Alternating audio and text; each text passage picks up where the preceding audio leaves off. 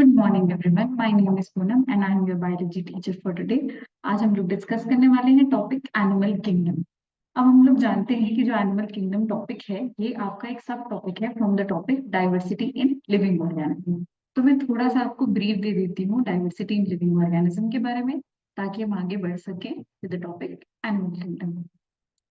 So it is a very important topic diversity in living organism दोनों। इससे बहुत सारे क्वेश्चंस आते हैं और बच्चे इससे बहुत डरते भी हैं कि बहुत डिफिकल्ट टॉपिक है, बहुत रट्टा मारना पड़ता है। लेकिन ऐसा कुछ भी नहीं है। अगर आप अच्छे से समझ रहे हो तो आपको ना रट्टा मारने की जरूरत पड़ेगी और ना ही आपको ये टॉपिक डिफिकल्ट लगने वाला है। So let's start with the topic diversity in living organism. तो थोड़ा सा मैं आपको बायोडाइवर्सिटी क्या होता है इसके बारे में बताती हूँ। ये जो हम लोग टर्म पढ़ रहे हैं, लिविंग ऑर्गेनिज्म क्या होता है हम जानते हैं। लिविंग का मतलब एक ऐसा ऑर्गेनिज्म जिसके पास एक तो सेल होना बहुत जरूरी है और दूसरा मेटाबॉलिज्म होना बहुत जरूरी है। ये दोनों डेफिनाइट फीचर्स होते हैं एक लिविंग ऑर्गेनिज्म के, राइट। अब डाइवर्सिटी क्या होती है। डाइवर्सिटी जब हम बोल रहे हैं तो we are talking about biodiversity. we're basically talking about biodiversity। अब बायो का मतलब होता है living as we know, and diversity का मतलब क्या होता है। डाइवर्सिटी का मतलब होता है वेराइटी। यानी कि अगर हम इसका लिटरल मीनिंग देखें या फिर समझने की भी कोशिश करें, बायोडाइवर्सिटी का मतलब है the variety of living organism that are found on earth. इसी को हम बोलते हैं बायोडाइवर्सिटी। ठीक है, तो एक छोटा सा एग्जाम्पल लेते हैं। मान लीजिए ये एक एरिया है, ये भी एक एरिया। मान लो ये ए सिटी है, ये बी सिटी है। ए सिटी की पॉपुलेशन है 100 एंड बी सिटी की पॉपुलेशन है 50।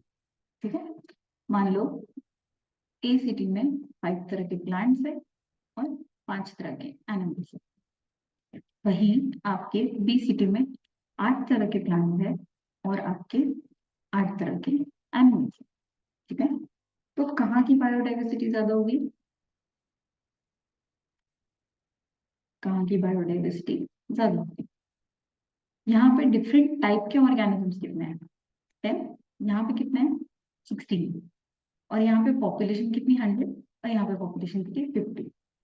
अब देखो, अगर क्वेश्चन आए किसका, बायोडाइवर्सिटी का, तो सीधा सा आंसर होगा कि बी की बायोडाइवर्सिटी ज्यादा है, क्योंकि वहां पे अलग अलग टाइप के ऑर्गेनिज्म ज्यादा है।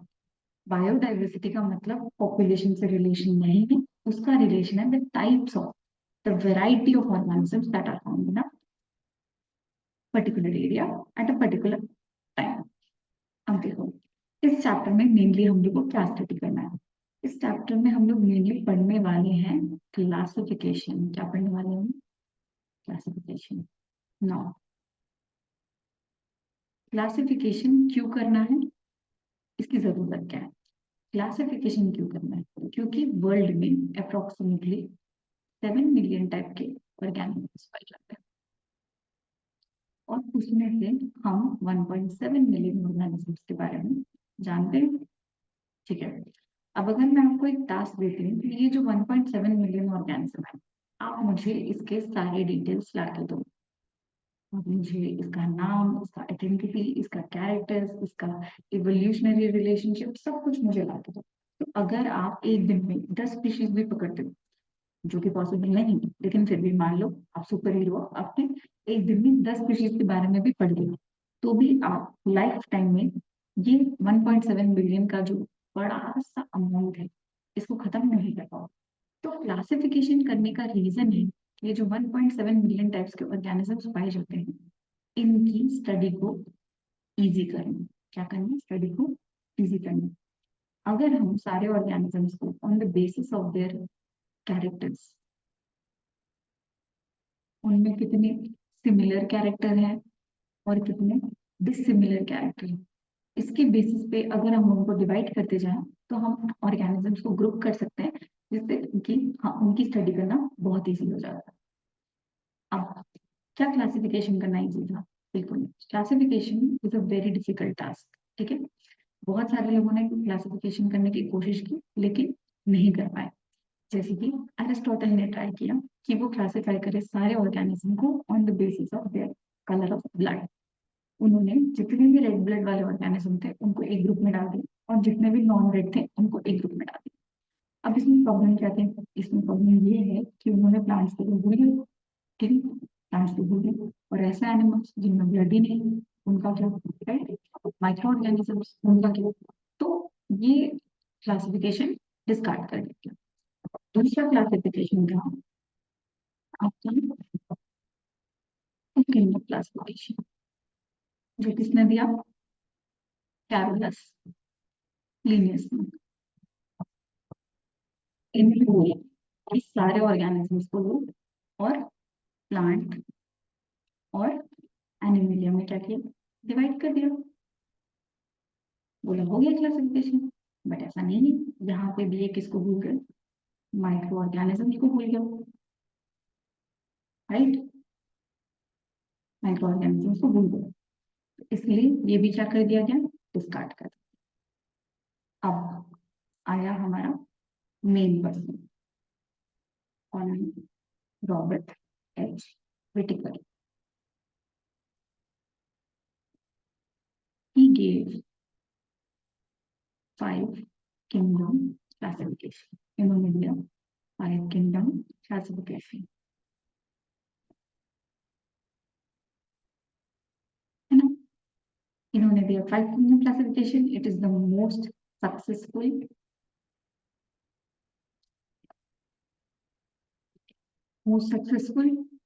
सबसे ज्यादा सक्सेसफुल जो क्लासिफिकेशन है वो है 5 kingdom classification। देखते हैं इसमें क्या होता है। अब विटेकर जो थे वो सक्सेसफुल क्यों हुए? क्योंकि उन्होंने किसी एक कैरेक्टर को नहीं, बहुत सारे कैरेक्टर्स को चूज किया ताकि वो सारे ऑर्गेनिजम्स को क्लासिफाई कर सके। बहुत सिंपल तरीके से समझते हैं।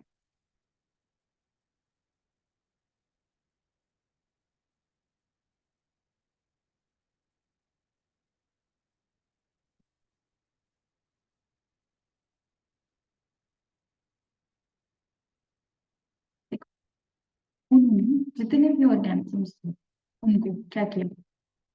2 पार्ट में डिवाइड किया on the basis of complexity of cell, कि सेल कितना कॉम्प्लेक्स है उसके बेसिस पे इन्होंने सारे ऑर्गेनिजम्स को 2 पार्ट में डिवाइड कर दिया। अब कॉम्प्लेक्सिटी ऑफ सेल के बेसिस पे आप कितने टाइप के सेल्स होते हैं? 2 तरह के। एक होते हैं यूकैरियोट, एक कौन होते हैं? यूकैरियोट, और दूसरे होते हैं प्रोकैरियोट, राइट। कौन है? मोनिरा। सारे मोनिरल्स क्या है? प्रोकैरियोट्स है, और बाकी के सारे कैसे हैं? यूकैरियोट्स। यानी कि मोनिरल्स ऐसे हैं जिनके पास वेल डिफाइंड न्यूक्लियस नहीं है, यूकैरियोट्स ऐसे हैं जिनके पास वेल डिफाइंड न्यूक्लियस पाया जाता है। फिर उसके बाद दूसरा बेसिस ऑफ क्लासिफिकेशन जो लिया वो लिया कॉम्प्लेक्सिटी ऑफ ऑर्गेनिज्म, कि ऑर्गेनिज्म की बॉडी कितनी कॉम्प्लेक्स है, वो खुद कितना कॉम्प्लेक्स है। इसके बेसिस पे ऑर्गेनिज्म को डिवाइड किया मल्टीसेल्युलर एंड यूनिसेल्युलर, राइट। इसके बेसिस पे प्रोटिस्टा, और बाकी आपका प्लांटेल, फंजाई, एनिमेलिया, तो प्रोटिस्टा और मोनेल सारे किस में आ गए? यूनिसेल्युलर। और मल्टीसेल्युलर में कितना है? प्लांटेल, एनिमेलिया, फंजाई। इसमें भी कुछ एक्सेप्शन है, वो हमारे। नेक्स्ट जो उनका बेसिस ऑफ क्लासिफिकेशन था वो था mode of nutrition. Mode of nutrition के बेसिस पे ऑटोट्रॉफ, जो अपना खाना खुद बना सकते हैं, हेटरोट्रॉफ, जो अपना खाना खुद नहीं बना सकते और दूसरों पर डिपेंड करते हैं, बेसिकली होलोजोइक न्यूट्रिशन।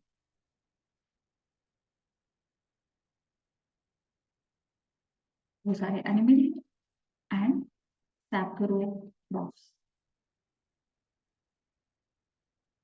अब देखो, जो आपका फंजाई आएंगे, ठीक है, फंजाई, जो आपका सैप्रोट्रॉपिक न्यूट्रिशन है, ये भी एक तरह का हेटरोट्रॉपिक न्यूट्रिशन ही होता है। लेकिन यहाँ पे जो आपका फंजाई होते हैं ये लोग डिपेंड करते हैं on dead and decaying matter, इसलिए अपन इसको अलग से लिखते हैं। ठीक है, तो पहला मोड ऑफ न्यूट्रिशन मोड क्या था? पहला मोड था आपका कॉम्प्लेक्सिटी ऑफ सेल, फिर कॉम्प्लेक्सिटी ऑफ ऑर्गेनिज्म, फिर मोड ऑफ न्यूट्रिशन। फोर्थ था रिप्रोडक्शन। फोर्थ क्या था? रिप्रोडक्शन। ये उनमें सेक्सुअल रिप्रोडक्शन होता है या एसेक्सुअल रिप्रोडक्शन होता है, ये हम लोग एक एक किंगडम जब पढ़ेंगे तब हम लोग इस पे गौर करेंगे। अब देखो, ये अजीब सा डायग्राम बनाने का रीजन क्या है? ये अजीब सा डायग्राम बनाने का रीजन है fifth basis of classification, that is phylogenic. अब ये फाइलोजेनिक क्या होता है?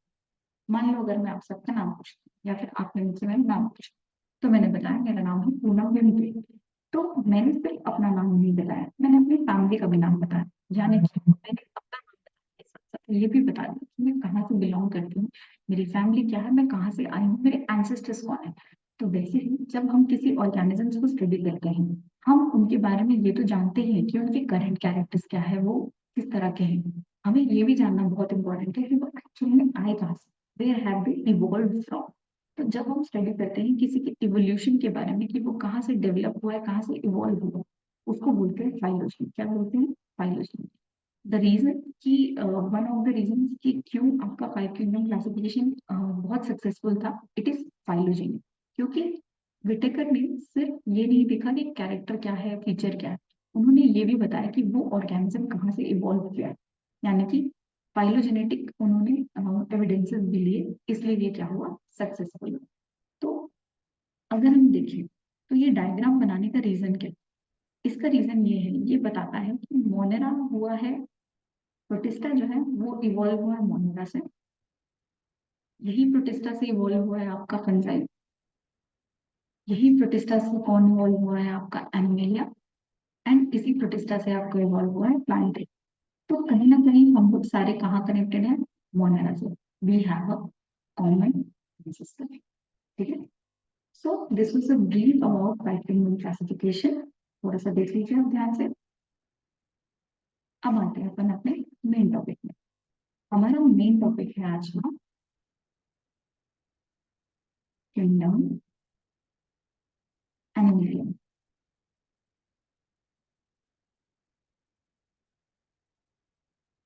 किंगडम एनिमलिया के आप कुछ बेसिक समझ चुके हैं। किंगडम एनिमलिया, अगर आप इस डायग्राम को देखते हैं तो आप बता सकते हैं किंगडम एनिमलिया मतलब कि यूकेरियोटिक, मल्टीसेल्युलर, हेटरोट्रॉपिक न्यूट्रिशन है ना। ये अपन पॉइंट खुद से समझ सकते हैं। अब आते हैं हम लोग और कॉम्प्लिकेटेड पॉइंट्स पे। अब kingdom Animalia one of the most complicated kingdoms में है, तो इसको समझने के लिए भी अलग से क्या समझना पड़ता है? Basis of classification. Kingdom Animalia में हमें बहुत सारे अलग अलग वो पढ़ने हैं, साइंस पढ़ने हैं, और ताकि आपको वो इजीली समझ में आए, इसलिए आपको बेसिस ऑफ क्लासिफिकेशन समझना बहुत इंपॉर्टेंट है। तो आज हम लोग कुछ बेसिस ऑफ क्लासिफिकेशन डिस्कस करेंगे, बाकी हम लोग कल कंटिन्यू करेंगे। तो पहला जो बेसिस ऑफ क्लासिफिकेशन दिया गया, that was complexity of organism, कि जो ऑर्गेनिज्म है वो कितना कॉम्प्लेक्स है, उसकी बॉडी कितनी कॉम्प्लेक्स है। इसमें देखें तो हम लोग डिवाइड कर सकते हैं। सबसे पहला सेल्यूलर, यानी कि यहाँ पे जो ऑर्गेनिज्म है, it is a multi cellular organism, लेकिन अभी उसकी बॉडी जो है वो टिश्यू में भी डिवाइड नहीं हुई। ठीक है, ये सिर्फ एक गुच्छा है सेल्स। इसका एग्जाम्पल क्या है? पोरिफेरा, फिर आएगा आपका टिश्यू लेवल। यहाँ पे जो ऑर्गेनिज्म है वहां पे आपको ग्रुप ऑफ सेल्स मिलेंगे, साथ ही साथ इन ग्रुप ऑफ सेल्स में थोड़ा सा एवोल्यूशन हो गया, थोड़ा सा डेवलपमेंट हो गया, वो अब कन्वर्ट हो गए टिश्यू में, यानी कि उनका ओरिजिन कॉमन हो गया और साथ ही साथ उनमें एक पर्टिकुलर फंक्शन। इसमें आएंगे आपके सिलिंड्रेट और सिलिंड्रेट, देन ऑर्गन। अब ऑर्गन नेक्स्ट, यानी कि अब ये जो organ system, organ level of organization, यहाँ पे आपकी बॉडी में 2-3 ऑर्गन आए हैं ऑर्गेनिज्म की बॉडी में, ज्यादा कुछ नहीं, 2-3 maximum. It is not a system, just few organs. ये आपको देखने को मिलता है एलिमेंट्स में। This chapter is completely about examples. आपको जितने अच्छे से एग्जाम्पल्स याद रहेंगे उतने आपके क्वेश्चन होंगे। लास्ट है organ system, most complicated and most advanced. ये आपको देखने को मिलता है, यहाँ पे आपके ऑर्गन से बहुत सारे ऑर्गन डेवलप हो गए और वो एक ऑर्गन सिस्टम बना है। ठीक है, ये आपका स्टार्ट हो जाएगा फॉर्म ऐसे खेल, और ये पूरा चलेगा कॉर्डेट तक के। ये सारे एडवांस ऑर्गेनिज्म है in terms of complexity of organism. Next,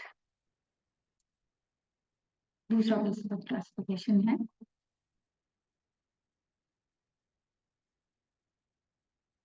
body plan. Body plan कैसा है, इसमें हम लोग बेसिकली स्टडी कर रहे हैं digestive system. Digestive system, digestive system complete है कि इनकम्प्लीट है, इसके बेसिस पे ऑर्गेनिज्म को दो पार्ट में डिवाइड किया जा सकता है। पहले, incomplete digestive system. Incomplete digestive system को अगर हम देखें तो ये ऑर्गेनिजम्स जो होते हैं इनकी बॉडी में एक सिंगल ओपनिंग पाई जाती है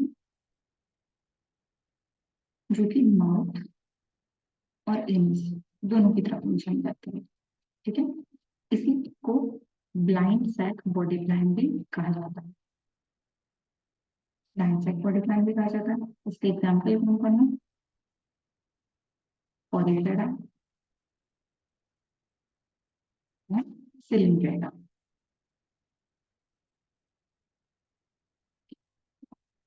नेक्स्ट, दूसरा है कंप्लीट डाइजेस्टिव सिस्टम। यहाँ पे जो ऑर्गेनिज्म रहेगा उसकी बॉडी में दो ओपनिंग होगी। एक ओपनिंग जो है it will serve as mouth and the second will serve as anus. Right, इसको बोलते हैं tube within tube body plan. Clear, इसके कौन एग्जाम्पल है, this will start with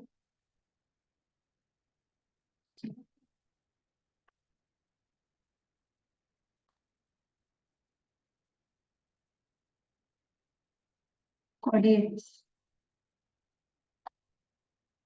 arthropods. ये आपके एग्जाम्पल है कंप्लीट डाइजेस्टिव सिस्टम। नेक्स्ट,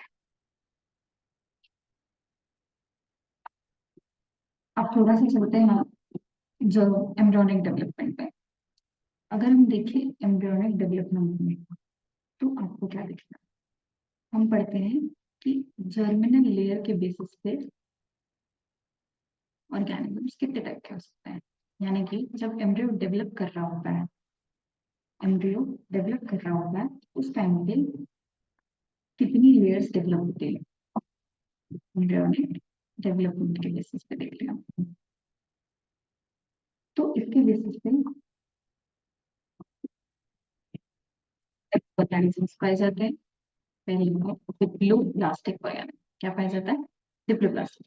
अब समझ में आ रहा है, डिप्लो मतलब दो, ब्लास्टिक का मतलब होता है ब्लास्टुला, यानी कि जो एम्ब्रियो में जो सेल्स होते हैं उनको बोलते हैं ब्लास्टुला।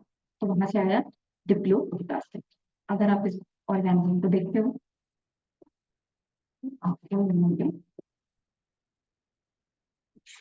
तरह का दिखेगा।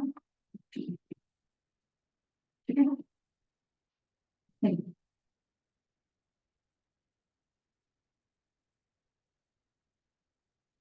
यहाँ पे मेनली आपको दो लेयर दिखेंगे, एक्टोडर्म अंदर की, एंडोडर्म। ठीक है, ये दोनों सेल्यूलर लेयर, यहाँ पे पूरे सेल्स प्रेजेंट है,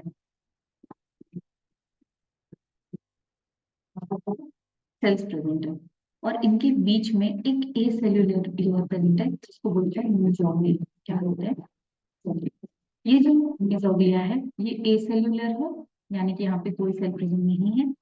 और ये है क्या? ये एक जेली लाइक सब्सटेंस। ठीक है, अब इसके एग्जाम्पल क्या होंगे? इसके एग्जाम्पल है आपके प्लेटिहेलमिन्थेस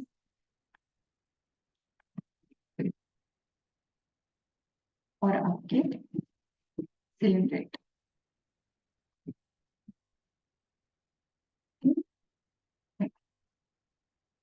सेकेंड टाइप में आपका ट्रिप्लोब्लास्टिक। अब अगर हम बात करते हैं ट्रिप्लोब्लास्टिक की, ट्रिप्लो मतलब 3 लेयर होंगी, प्लास्टिक यानी कि एम्ब्रियोनिक लेयर, राइट? यहाँ पर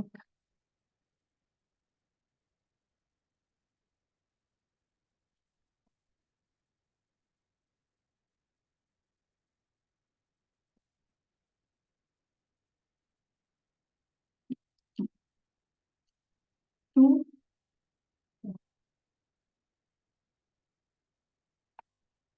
जो आउटरमोस्ट लेयर रहेगी यहाँ पे ectoderm,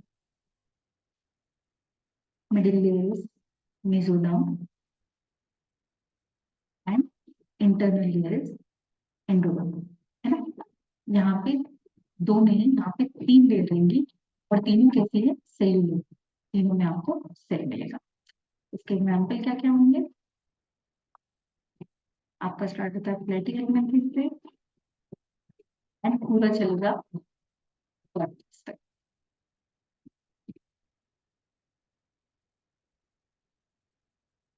this is our germ layer. अब हमने जर्म लेयर स्टार्ट किया ही है तो अपन साथ में पढ़ लेते हैं सिलून के बारे में।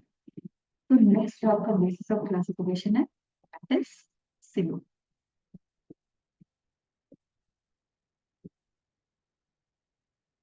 अब ये सिलोम क्या होता है? सिलोम का मतलब है यहाँ पे बॉडी कैविटी। क्या मतलब है? Body cavity. अब ये बॉडी कैविटी जो है, to be very specific, body cavity का मतलब क्या है? मान लो ये ऑर्गेनिज्म है, ये ऑर्गेनिज्म की बॉडी है, ठीक है?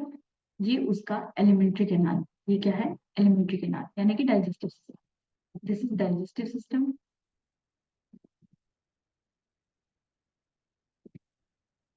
और ये है उसकी बॉडी वॉल, ये क्या है?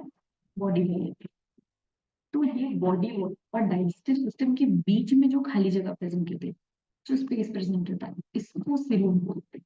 ठीक है, देख लो क्योंकि स्पॉन्जेस में भी आप स्पॉन्जेस ही पढ़ोगे, लेकिन दैट इज नॉट वो सीलूम, ये सीलूम।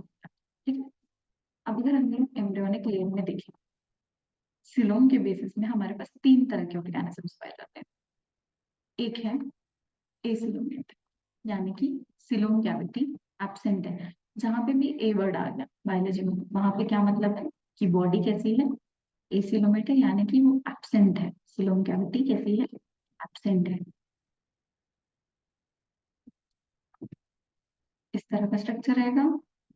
यहाँ पे आपको कोई भी कैविटी नहीं मिलेगी। ये आपका एक्टोडर्म, ये आपका मेसोडर्म और ये रहा आपका एंडोडर्म। तीनों लेयर साथ में लगी हुई है, यहाँ पे कोई कैविटी प्रेजेंट नहीं है। This is called acid. This is called acid. Example, और इधर आप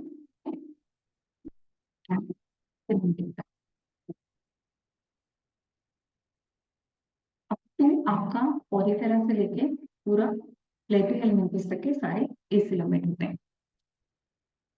second type, second is pseudo coelomate. Very important, इस पे बहुत सारे क्वेश्चन आ चुके हैं। स्यूडो सिलोमेट आपके पास एक ही है, एस्केलमिन्थेस, जो राउंड राउंड होता है, सिर्फ एक ही। अब देखें ये कैसा होता है।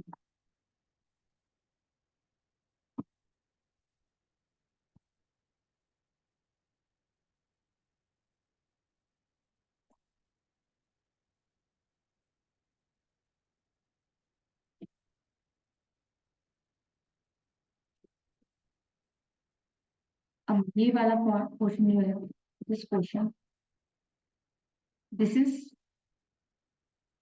Ectoderm, this is endoderm. स्यूडोसिलोम का मतलब है फॉल्स सिलोम। क्या मतलब है स्यूडोसिलोम का मतलब? फॉल्स सिलोम, है ना? False body cavity is called pseudocoelom, या स्यूडोपोडिया से स्यूडोसिलोम। तो आपका यहाँ पे जो सिलोम कैविटी है फॉल्स रहती है। कैसे फॉल्स? यहाँ पे जो मेसोडर्म है वो यूजुअली कैसे प्रेजेंट रहता है? लेयर के फॉर्म में, राइट? लेकिन यहाँ पे जो मेसोडर्म है वो लेयर में ना प्रेजेंट होके इस तरह से पाउचेज में प्रेजेंट होता है। This is the mesoderm. किसके फॉर्म में प्रेजेंट है वो? पाउचेस के फॉर्म में प्रेजेंट है ना?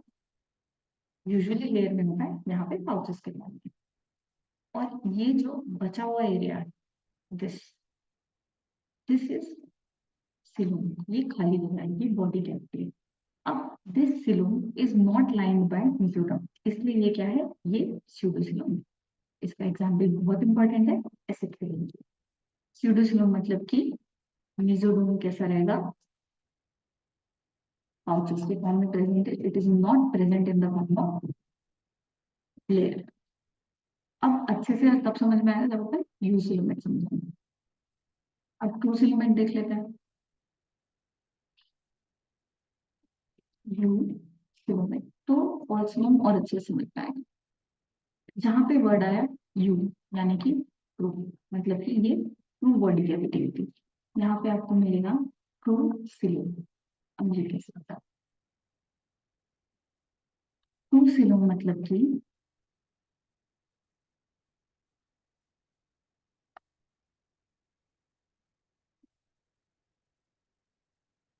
मैं बता रहा हूँ, ध्यान से देखो, ठीक है? तो यहाँ पे जो ऑर्गेनिज्म है,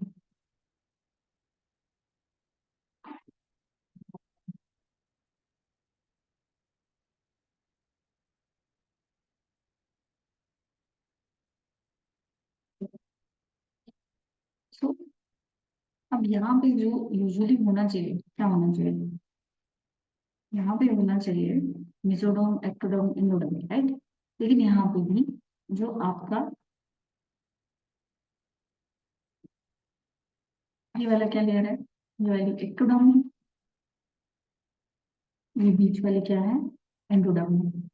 अब यहाँ पे कुछ इस तरह का स्ट्रक्चर मिलेगा आपको।